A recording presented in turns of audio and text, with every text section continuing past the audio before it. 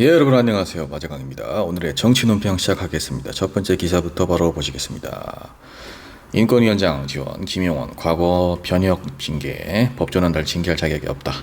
끊임없는 막말 논란으로 야권으로부터 사퇴 압박을 받은 국가인권위원회 김용원 상임위원 차기 인권위원장 자리에 지원한 것으로 알려진 가운데 과거 변호사 시절 대한변호사협회 징계를 받고도 이 나라 법조는 나를 징계할 자격이 없다라면서 반발한 것으로 확인이 됐습니다.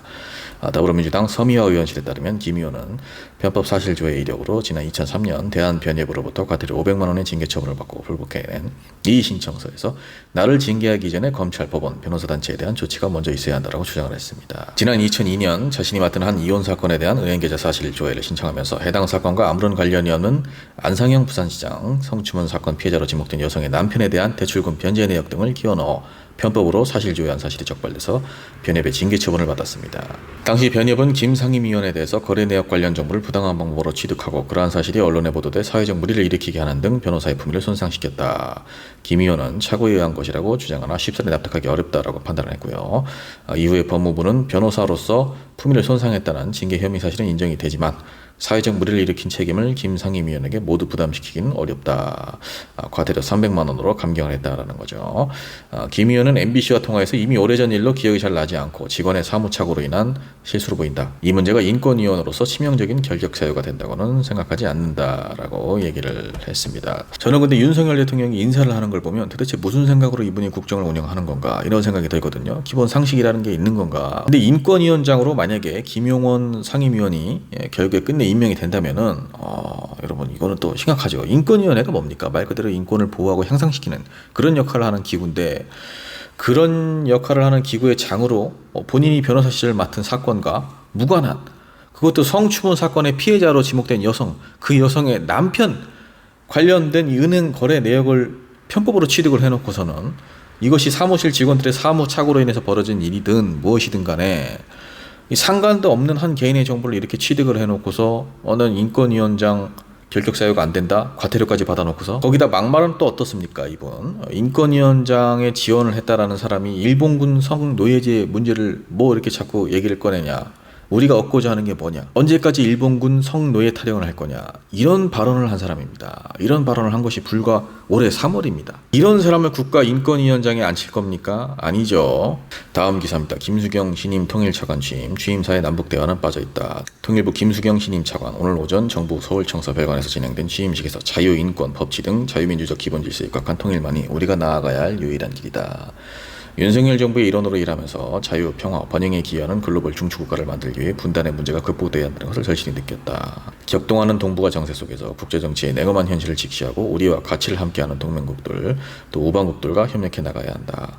통일부 차관으로서 우선 과제로 탈북민의 안정적 정착 그리고 북한 인권 개선을 언급을 하면서 끝물을 북한의 도발로 통일에 대한 공감대가 점점 약화하는 안타까운 상황이다. 그 밖에 남북대화 또는 협력과 관련해서는 언급을 안 했습니다. 통일부 차관인데 북한과의 대화라든지 평화 통일로 나아가기 위한 어떤 비전 이런 것들에 대해서는 일절 언급을 안 하고 우리와 가치를 함께하는 동맹국들, 우방국들 협력을 해야 한다. 윤석열 정부의 한미일 공조체계 강화 거기에 발맞춰서 기저에 깔고 아예 말을 하고 있죠. 국민들에게 통일을 설득을 하겠다. 어떤 통일을 설득을 할 겁니까? 윤석열 정부 들어와서 통일과는 점점 요원해지고 있는데 국민들을 어떻게 설명을 하겠다는 겁니까? 그 어떤 전략도 없이 힘으로의 우위와 무력만 강조하는 윤석열 정부가 국민들에게 통일과 관련돼서 무엇을 설명을 할 수가 있습니까? 윤석열 정부 2년 동안 통일과 관련된 그 어떤 성과도 없었습니다. 군사적 긴장감만 계속 높이고 있습니다. 자, 다음 기사. 심평에게도 전화한 김 여사 사과하시라 조언 듣자. 진중권 광운대 특임 교수가 총선 뒤에 김건희 여사와 1시간가량 직접 통화했다라고 밝힌 가운데 윤석열 대통령의 멘토로 불렸던 심평 변호사도 비슷한 시점 김 여사와 통화한 적이 있다라고 밝혔습니다. 김 여사가 진 교수한테 상의를 하고 조언을 구했던 그 시점에 저한테도 전화를 해왔다. 통화에서 명품백 관련 대화가 있었냐는 질문에 그 내용을 다 밝힐 수는 없다라면서 당연히 대화를 나눴다. 당시 통화에서 김 여사는 사과해야 한다는 조언을 듣고는 최재형 목사와 주고받은 카톡 내용을 보여줬다. 제가 단호하게 언급을 했습니다. 여사님 그것은 사과를 하셔야 됩니다. 그렇게 제가 딱 잘라서 말씀을 드렸죠. 김 여사님 여러 가지 말씀을 하시면서 또 최재형 목사 간에 오고 간 카톡 내용도 보여주시고 하니까 제가 그런 걸 다 파악하고 난 다음에는 이것은 사과해서는 안 될 것 같습니다. 이것은 정치적 술수에 말려든 것이지 이것을 사과하면 더 큰 문제를 낳을 수가 있겠습니다. 그런 조언을 드린 기억은 있다. 저는 근데 김건희 여사에게 심평 변호사가 어떤 조언을 했는지 사실 이런 것들은 변론으로 하고 김건희 여사가 진중권 교수에게도 전화를 하고 심평 변호사에게도 전화를 하고 전화를 한 주요 목적이 명품백 사건 관련해서 내가 사과를 해야 됩니까? 안 해야 됩니까?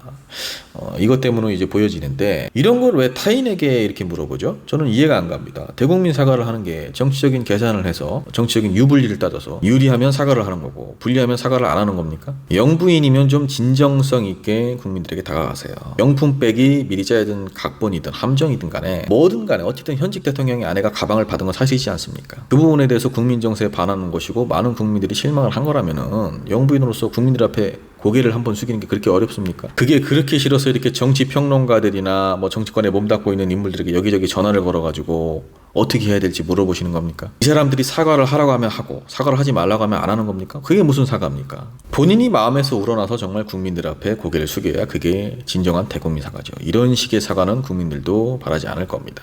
자, 마지막 기사입니다. 한동훈 나경원 사건 청탁 폭로에 야당 판도라 상자 수사해야 한다. 국민의힘 한동훈 후보 법무부 장관 때 패스트트랙 사건을 공소 취소해달라고 나경원 후보가 청탁했다. 폭로를 하자 야당이 일제히 수사해야 할 범죄라고 비판을 했습니다. 더불어민주당 윤석열 정권이나 국민의힘은 수사나 기소를 권리로 여기고 사적 인연에 따라 청탁을 하느냐. 나 후보가 검찰 인사들에게 추가적인 청탁을 한 것은 아닌지 밝혀야 한다. 불법 댓글팀 의혹, 폭력 사태에 이어서 형사사건 청탁이다. 국민의힘 후보 모두 손잡고 검찰에 출석해야 한다. 기타 이제 개혁신당, 조국혁신당도 비판의 목소리를 냈고요. 오늘 국민의힘 당대표 후보 방송 토론회에서 한동훈 후보 과거 나경원 후보가 공소 취소를 부탁했다고 폭로를 했고 나경원 후보는 정치의 사법화는 바람직하지 않다는 충언이었다.